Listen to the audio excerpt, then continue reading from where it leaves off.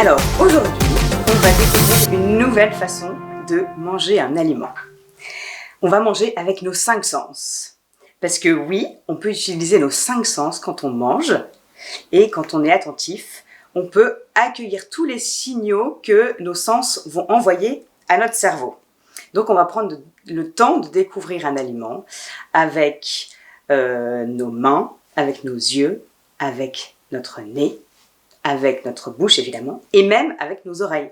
Parce que quand on croque un aliment, il peut faire des sons. Alors, je vous explique d'abord comment on va faire, et ensuite vous vous laisserez guider, et on le fera en vrai.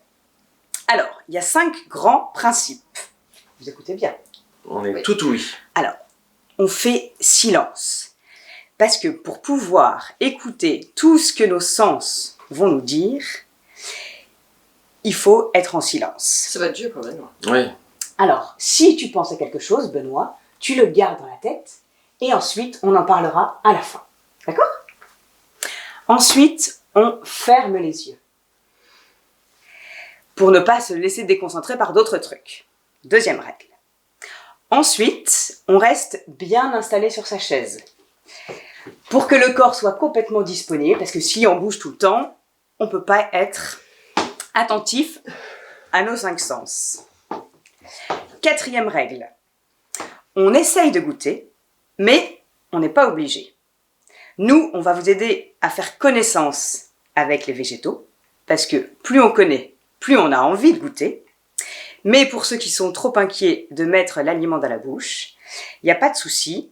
Vous pouvez même juste le toucher avec votre langue, sans l'avaler. Et à la maison, on peut même recracher.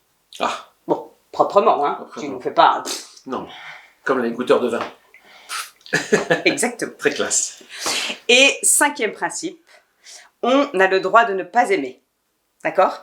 Parfois, on a besoin de goûter plusieurs fois avant d'aimer un aliment, même jusqu'à 10 fois pour certains, ou plus.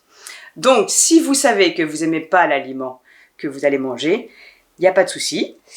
Peut-être que vous allez aimer aujourd'hui.